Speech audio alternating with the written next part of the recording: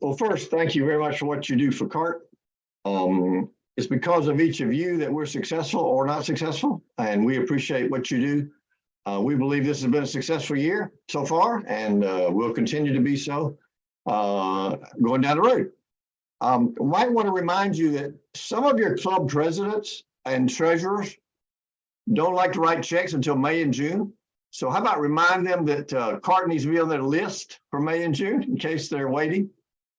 In case some of you don't know yet, the CART Fund will be featured in an article in the Rotarian magazine in May. That issue should hit your mailbox before the end of April. And so look for that. I think you'll be proud of what is portrayed. And we're most appreciative of the editorial staff in the magazine for including us and for doing such a good job of rounding up information. And we think you'll be pleased with what you read. And so thank you again for what you do, and we'll turn it back over to Tiffany. So I'm going to ask that between now and our next date, which is coming up in June, because we have the annual meeting in May. Between now and then, I hope that each and every one of you will do a little extra work to make sure that folks in your district and in your clubs are aware of these meetings. They are all in the DAC-DB calendar under multi-district events, and you can find them all in there. The next one will be June the 20th with Dr. Wong. There's one in July the 11th, Dr. Murphy. August 31st, Dr. Soto. September 7th, Dr. Puglielli. And there is one in November on the 14th, Dr. Brundon. And then there's even one already scheduled in January of 2024. I know you won't remember all of those dates right now, and that's okay. They are all in the DAC-DB calendar. You don't have to write them all down. But remember, if you don't know how to do this, you're welcome to ask anyone in your governor's line or I'm happy to help as well. But there is a way that you can send a P-mail through DAC-DB and include the link to register for these events. And if you don't know how to do that, I'm happy to help you. But that way you could send them an email where they can click one button and they can immediately go to the registration link for that, or they can click regrets if they know that they're not going to be able to make it. But we're also sharing it on our social media pages and in our newsletters with an effort to attract non-Rotarians. And I share that link in there for them as well, so that they can register even if they are not a Rotarian and don't use DAC-DB on a regular. The other date that I want to make sure everyone has on their calendar, and I know you've heard it, is our annual meeting coming up in Greenville, South Carolina this year on May 1st and 2nd. We will follow the same schedule that we have for for the last several years when we were in person. And that is that Monday afternoon is training from 2 to 4, I believe.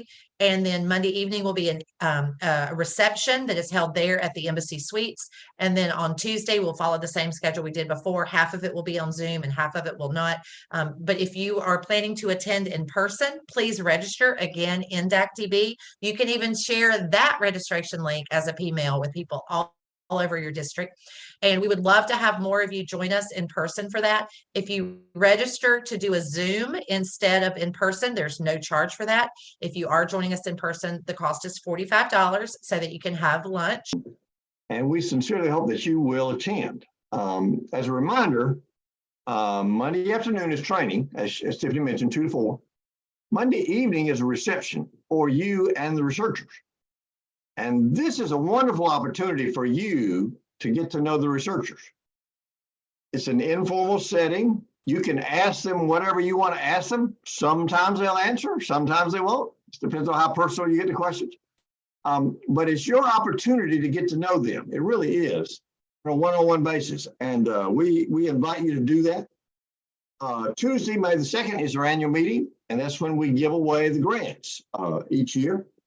And this year we'll be giving away 3 grants. In case you're not familiar with the grants opportunity, each researcher who's going to receive a grant comes that Tuesday and gives us a presentation about what their research is. And it's a wonderful opportunity, folks, to hear what they're researching, to hear what their thoughts are, hear what they think the progress of the future of Alzheimer's is. And you can ask them questions at the end of the presentation or before or after. It's just a good opportunity for you to get to know the presenters that we're giving money to. And so I encourage you to register and to look forward to being with us in Greenville at the Embassy Suites for the annual meeting. We, as you may or may not know, we're giving 3 grants this year. And I believe you'll be extremely pleased with the folks that are going to get the grants once you hear them. One $300,000 grant is going to go to Dr. Lavoie, and he is with the Cleveland Clinical Foundation in Cleveland, Ohio. One $250,000 grant is going to go to Dr. Tinrankin. And I know I screwed up his name, but we'll figure out what his name is come May the 1st. He is from the University of South Florida in Tampa. And the third grant is $250,000, and that goes to Dr. Chen, and she is with the Washington University in St. Louis. And so they're from 3 different parts of the country. There are 3 different types of research, and I truly encourage you to come talk to them and get to know them. Now, that's a total of $800,000. And I know that some of you knew that we raised $900,000. And so there's a disconnect there. Our scientific review panel advised us to give only the 800. They recommended the 3 grants that we are going to give, and they told us why. Their opinions were to give those 3. They also advised us not to give a 4th grant, and so we chose to follow their advice. It has to do with the quality of some of the applications. And we're having a meeting with that panel tomorrow to talk about how we can improve the quality of the applications in the future. But more importantly, how we can improve the information we send out to the potential applicants so that we truly do get quality applications in the future. We believe that the 3 that are going to get the money this year are truly quality folks, and their research projects are potentially very successful. We just weren't sure about number 4, 5, and 6. And so that's kind of an information session for you, recognizing we raised more than we gave this year, which is not normal. Normally we give every penny that we raise, but we chose not to do that this year. Our goal for CART is always to find a cure for Alzheimer's. And we are very diligent in making sure we're good stewards of the money that you raise. And we appreciate your raising the money for us, for the grants, and for the opportunities to give money to researchers to find that cure. So thank you very much. So the next thing I wanted to mention to you guys is one of the things that was worked on by the executive committee recently is in an attempt to get as many volunteers as we can involved, and also to not overload any of our volunteers. We have restructured our regions. So as you all know, we have 2 zones, 33 and 34, that we are part of. And then we have districts as well, 34 districts. We currently have, I think, 28 district chairs in those 34.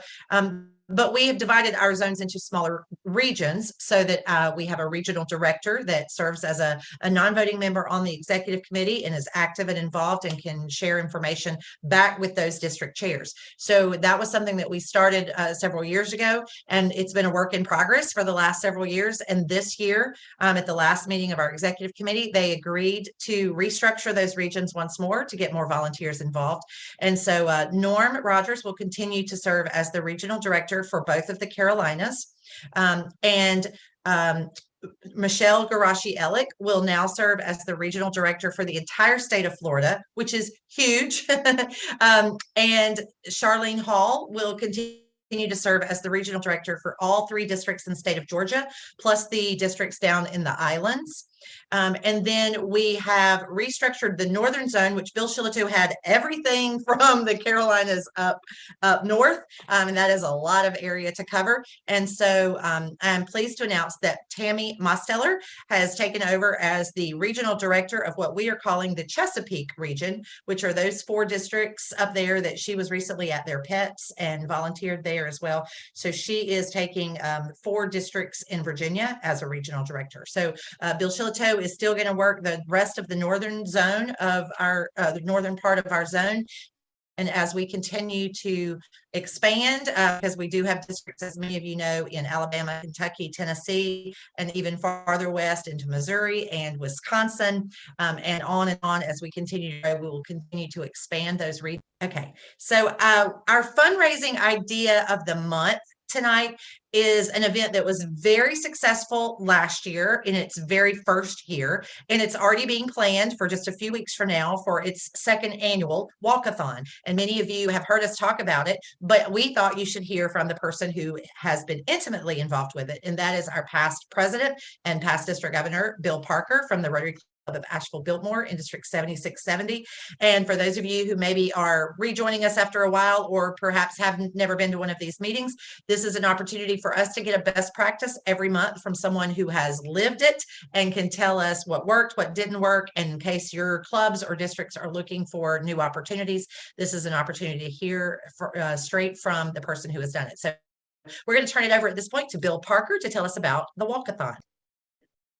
Thank you very much, Tiffany. Can you hear me? Good. Peter Hawes was our club president, and he lost his wife to Alzheimer's. So you can't get a more dedicated person than an individual who was touched as personally as he was. And he said, I'm going to come up with a crazy idea. He said, I'm going to have a 24-hour walkathon. And what we'll do is we will seek pledges from everybody and anybody. So the first thing he did was contact a foundation which prefers to stay anonymous, and they offered a $25,000 challenge. They said, we will match you dollar for dollar up to $25,000. So with that, our club immediately rounded up enough pledges to get to $50,000 before the first step was taken. And it grew from there, and we got pledges from all over the place. Now, the goal was to raise funds 50% and 50% to the local Asheville Alzheimer's Memory Support Organization. So what we did was we set up 2 treadmills in one of our main activity areas in Deerfield Episcopal Retirement Community here in Asheville. And we signed people up to walk 15 minutes, starting at noon on Friday and going through noon on Saturday. And you could walk at any speed because most of the members of the Rotary Club of Asheville Biltmore are definitely above the age of 65. And you could proceed at any speed you want. We had a baton with a Rotary logo on the end of it. And the first person started, he walked his 15 minutes and then reached across to the next person. And when the next person was walking, he passed the baton across. Meanwhile, through the 24 hours of walking, a whole group of our local residents here at Deerfield came down at various times and performed entertainment. We had trumpet players, we had dulcimer crews, we had the local Deerfield chorus, we brought in kids from the local school to sing. And the beauty of this was that as this was going on, our Deerfield employees would walk by and look in and say, what's going on? And we explained that we were raising money for Alzheimer's. So a number of them immediately wrote checks and then climbed onto the treadmill to walk in lieu of some of the assigned walkers. So we got everybody involved. And on Saturday noon, we had raised $82,000, of which $41,000 went to CART, and the other $41,000 went to our local Alzheimer's group here in Asheville. And I can tell you that last year, the only club that topped our club is Pinellas Park in Florida, which I think ended up raising $97,000. And of course, all of the money that we raised did not go to CART, but we came a pretty close second with $82,000. This year, we've decided to add 3 more local clubs to participate. And our walk is going to be at Biltmore Park YMCA. The YMCA is offering their facilities at no cost. We have local agencies and local shops and local entities providing food and drink and everything at no cost.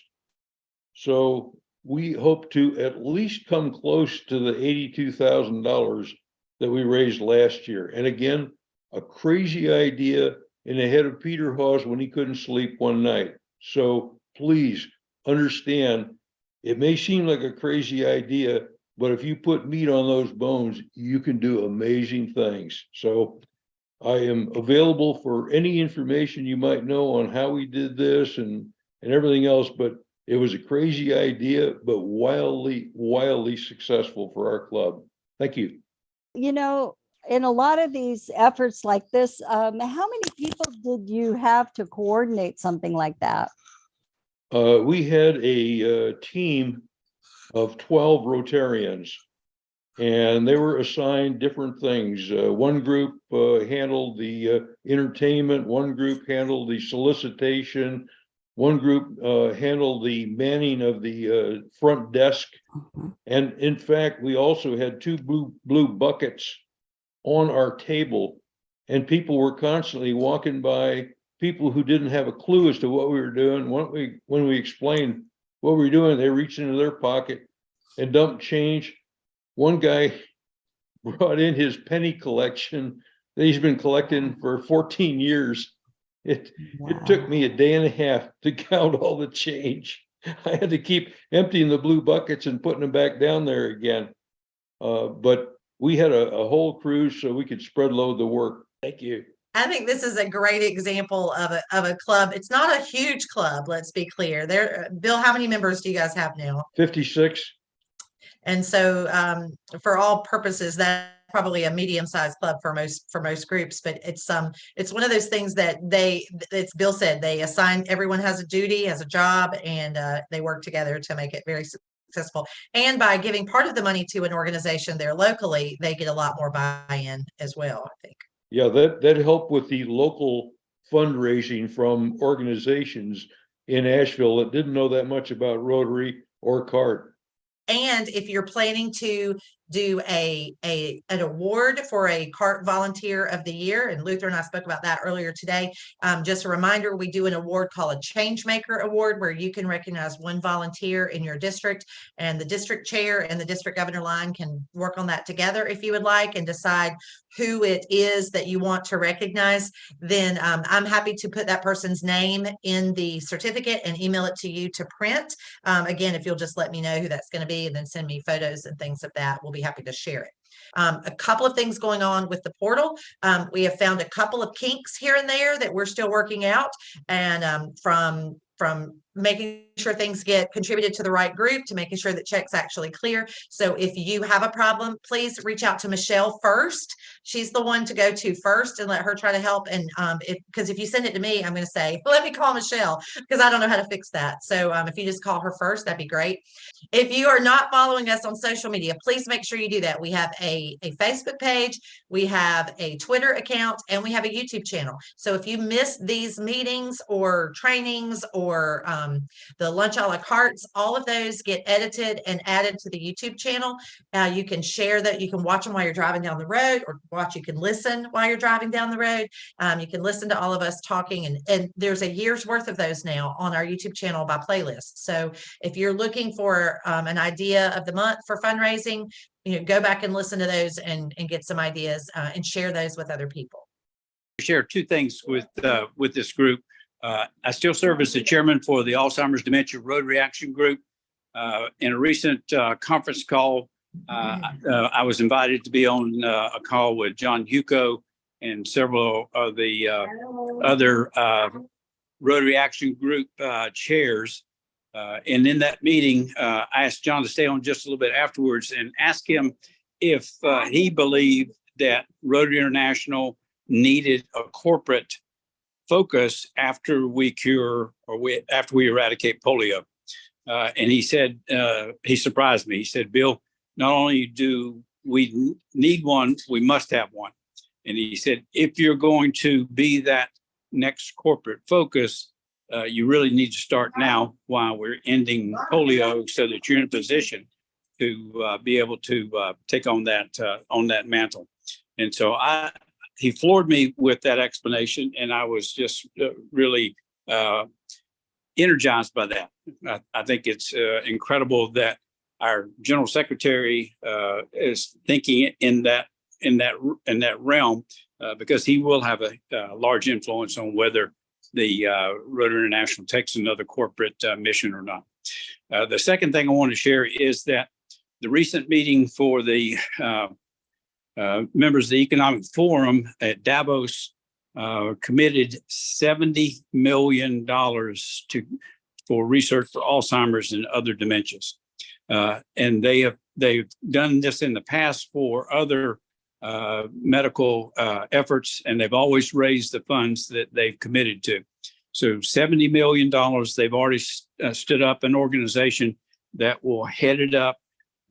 Myself and John Huco were on the phone with them the other day out of that organization. Its focus is research and collaboration of researchers worldwide. Some of the ideas I presented to them about brain banks and donating brain tissue were good ideas that they hadn't considered yet. And so those are the things I think will keep us in touch. But the CART is a founding member and a huge reason that the Alzheimer's Dementia Rotary Action Group was spun up. And when it was, and the CART board then asked CART to always be involved in the Alzheimer's Dementia Rotary Action Group, which we've maintained that process so far. I'll stop there and see if there are any questions. I just wanted to let everybody know that I am going to continue my full-time volunteer position as CART portal administrator next year. And really, seriously, if you have any questions or have any issues before you put stuff in the portal or after you put stuff in the portal, we can make it better. Sometimes it just takes days, but as long as we know about it, if I can't do it, Terry helps me. And we are here to help you make that as seamless and easy as possible. The only thing that I ask you to do is, if you send me a copy of a check, please note somewhere that it's been entered, and do not mail it to anywhere. So we've had that happen before, but I'm happy to help anybody who needs anything.